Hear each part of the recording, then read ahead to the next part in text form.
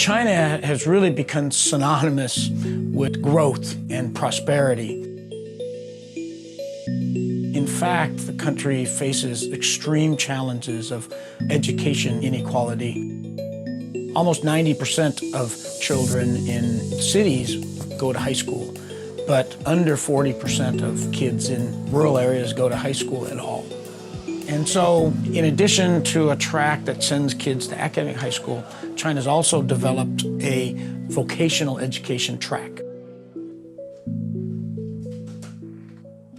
目前我们河南呢，这个中等职业教育呢有847所，在校生呢是147万人，全国达到教育部颁发的这个中等职业学校基本办学标准呢还不到10%，这个比例是非常低的。One of the basic problems of the vocational ed system is that there's really no accountability. There's really no way to see if some schools are doing better than others or how to improve them.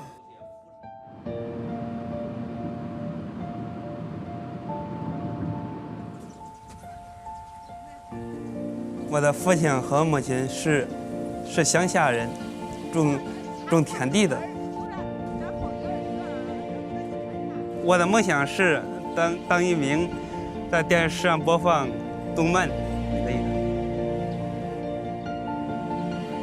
我上中学的时候16岁，在班上学习也很好，在班上是班长，想求一所好的学校高中，但是没考上。老师给我介绍了一所中职。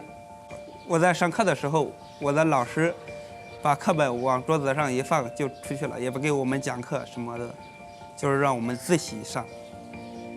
老师的态度不太好，老师还在学校里卖烟卖什么，其他同学都不进班上学，也没人管，不太理想，不太满意，所以我选了退学。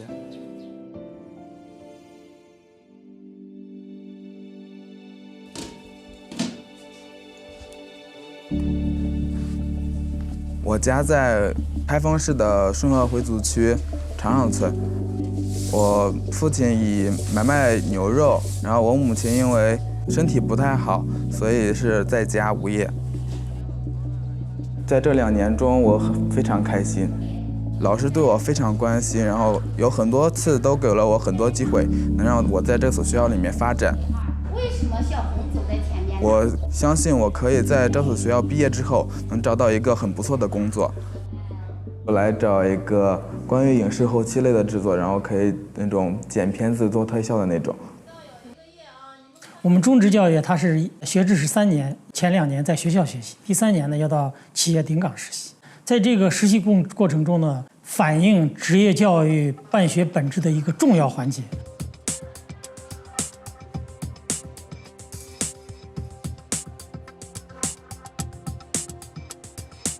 Student workers is an important part of the workforce to our member companies and their facilities. 2 years ago, EICC was approached by 2 of our key member companies, Apple and Dell, with the idea to assess and credential vocational schools in China.